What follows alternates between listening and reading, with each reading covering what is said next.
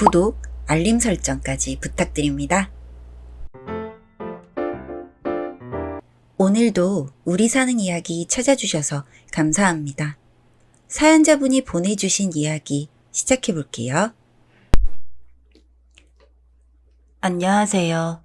저희 신랑은 흔히들 말하는 엄친아 같은 사람이에요.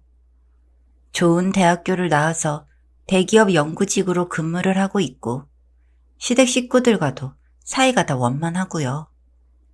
저희 시댁은 조금 오픈마인드라 그런지 시집살이 같은 것도 없고 처음 제가 인사를 드리러 간 그날부터 집안일 같은 건 너희 집에서 하는 거지 우리 집에서 할 생각도 하지 말라고 딱 못 박아서 말해주시니 편했고 제사나 명절에 음식 준비를 할 때도 대부분 사서 제사를 지내고 대신 과일은 제철 좋은 과일을 올리고 있습니다. 우스갯소리로 시아버님께서는 일하는 우리가 만든 것보다 전문가들이 만든 음식을 조상님들이 훨씬 더 좋아한다는 말씀도 하셨고요. 저는 그런 신랑과 결혼을 한 지 벌써 1년이 다 되어가고 있어요. 아무래도 결혼하고 1년 정도 지나니 주변에서 가장 많이 듣는 말이 아이는 언제 갖냐는 질문인데 저희 부부가 30대 초반으로 그리 나이가 많지 않아요. 그래서 웃으며 아직은 신혼을 즐기고 싶다고 이야기를 했는데 다른 사람들이 여자가 30이 넘으면 이미 노산이라고 겁을 주는 바람에 신랑과 2세를 계획하게 되었어요. 저희는 임신 전부터 서로 엽산을 챙겨 먹으며 몸 관리를 했고 신랑과 날짜를 맞춰서 임신을 하게 되었습니다. 막상 임신을 하려고 하면 아기가 안 생기는 경우가 많다고 했는데 정말 다행히도 바로 임신이 되었습니다. 신랑은 일이 조금 바쁜 편이라 야근도 있고 간혹 당직도 서는 날이 있었지만 일이 없을 때는 제 곁에서 늘 함께 시간을 보냈습니다. 임신을 하게 되고 나서 저는 입덧도 심하고 버스를 탈 수도 없을 정도라서 결국 일을 그만두게 되었습니다. 집에만 있으니 심심하기도 해서 동네를 자주 산책을 나갔는데 저희 아파트 주민들을 만나게 되었어요.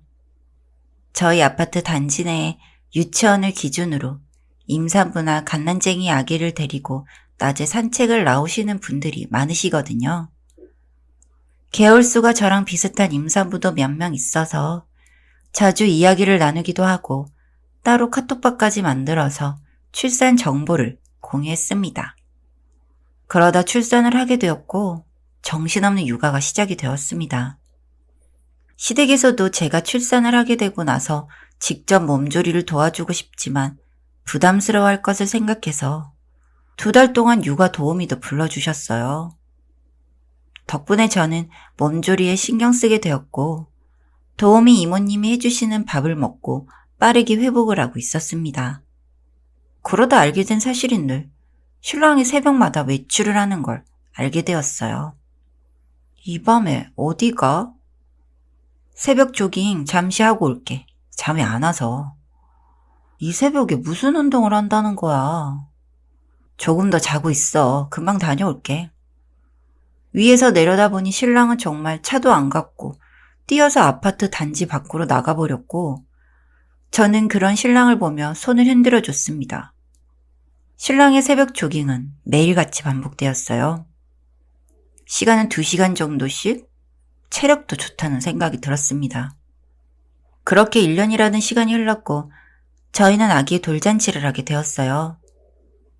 돌잔치할 곳을 대관하고 지인들을 초대하고 정말 결혼식을 하는 것만큼 정신이 없었습니다. 그런데 그날 아침부터 신랑이 설사병에 도져서 하는 내내 더욱 정신이 없었어요. 사실 돌잔치 행사가 그리 길지는 않지만 중간중간 인사도 해야 하고 함께 이벤트도 진행을 해야 하는데 신랑이 자꾸만 자리를 비우는 바람에 사회자도 신랑이 긴장을 했다느니 부끄러움이 많다느니 분위기를 띄운다고 엄청 고생했어요. 그렇게 신랑과 돌잔치를 하고 뒷정리까지 마치고 차가 있는 곳으로 내려가려고 하는데 신랑과 똑같은 이름의 사람도 돌잔치를 하더라고요. 여보, 2집 살림하나 봐? 오늘 화장실이 아니라 저기 갔다 온 거 아니야? 무슨 소리 하는 거야.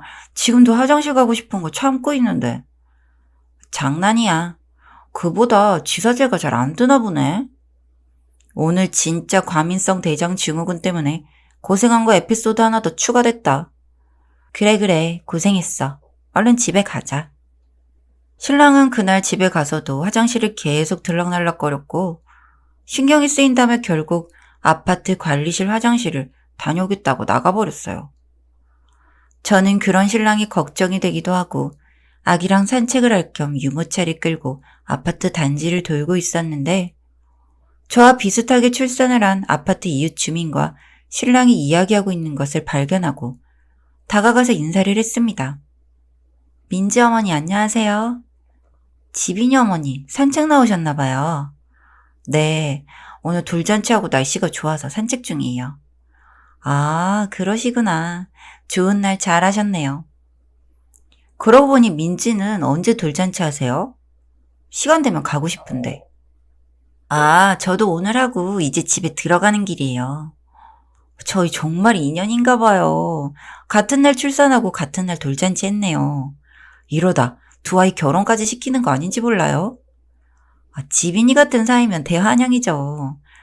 언제 시간 되시면 신랑분이랑 같이 차 한잔해요. 간단한 인사를 마치고 신랑과 집으로 돌아갔는데 신랑이 이야기를 하더라고요. 안 그래도 저희 아들이랑 같은 또래라서 절로 말을 하게 되었다고 하면서요. 신랑이 보기에도 그 집 딸아이가 너무 귀엽게 생겼다고 칭찬을 어찌나 하던지. 그러다 며칠 뒤 신랑의 차가 들어오는 걸 보고 문 앞에 나가서 신랑을 기다리는데 올라오지를 않아서 전화를 했습니다. 여보, 왜 안 와? 여보 나 봤어? 차 들어오는 거 봤는데 안 올라오길래. 안 그래도 전화하려고 했는데 시제품 나올 거에 문제가 생겼다고 해서 비상이야. 다시 나가는 길이야. 오늘도 고생이 많네. 사실 그날이 결혼 기념일이었거든요. 그래서 혼자 신랑을 기다리면서 저희가 예식했던 결혼식장 SNS를 찾아봤습니다. 그 결혼식장은 결혼한 부부의 사진을 다 올려두거든요. 얼굴이 아니라면 뒷모습이나 결혼식 풍경 같은 거요. 그러다 이상한 걸 발견했는데 신랑과 같은 이름의 다른 여자 이름.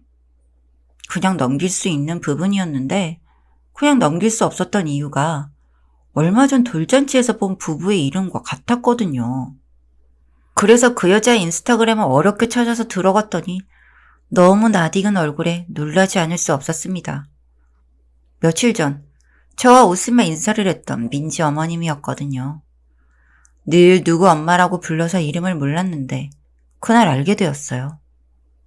특히 사진은 아기랑 집 사진만 있었는데 뜨문뜨문 신랑으로 보이는 사람의 신체 부위가 나온 사진이 많았는데 거기서 제 신랑의 결혼 반지가 찍혀 있었습니다.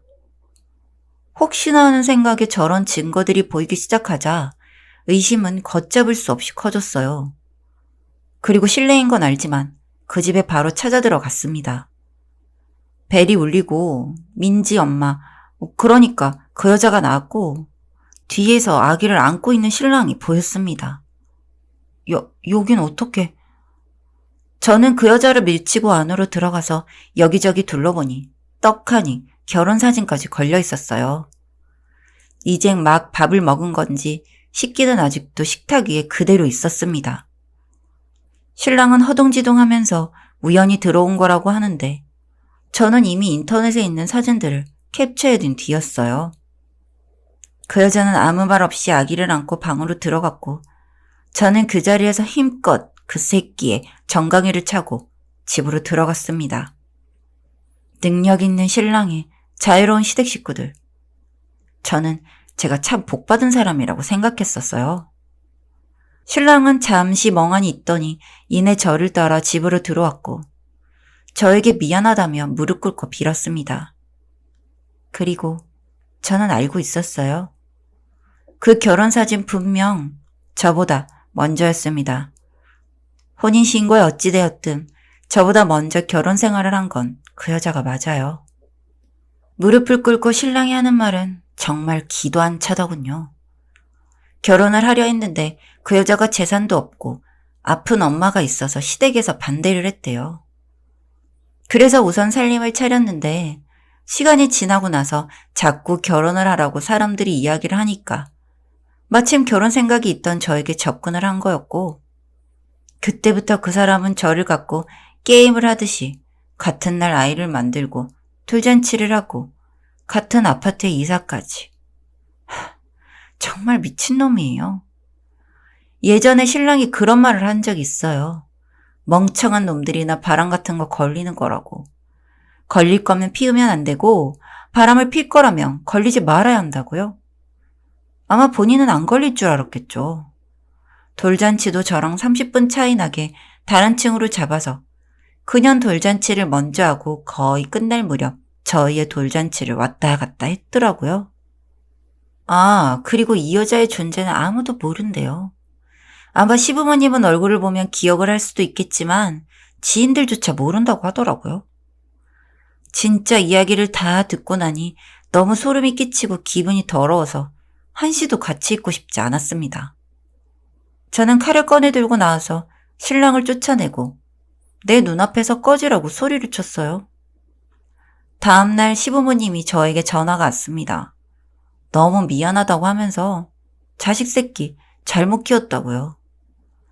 저보고 제가 하고 싶은 대로 할 수 있게 기다리겠다고 했고, 저는 오래 생각했지만 저를 기만한 사람과 함께 사는 건 의미가 없다는 생각이 들어서 이혼을 하겠다 말씀드렸어요. 시부모님이 어떻게 중재를 해주셨는지 집과 함께 위자료라는 이름으로 많은 돈을 주셨습니다. 처음에는 이혼을 하고 이 동네를 떠나려고 했는데 뻔뻔히 살고 있는 두 년놈을 보니 발길이 떨어지지 않았고, 저는 매일같이 그 모임을 하는 엄마들 모임에 나갔습니다. 한동안 제가 안 나왔더니 왜 안 나왔냐며 근황을 물었고, 갑자기 눈물이 터져버린 저는 울면서 그간 있었던 일을 이야기했습니다.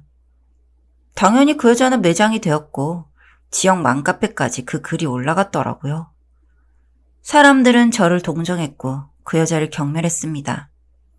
신랑은 웃기게도 그 이후 그 여자에게 잘 가지 않는 것 같았습니다. 아마 본인이 생각하기에 그 여자가 좋기는 하지만 결혼을 하기에는 부족한 점이 많은 사람이라서 그랬겠죠. 저는 이혼을 했지만 그 여자를 상대로 상간녀 소송을 진행하고 있습니다.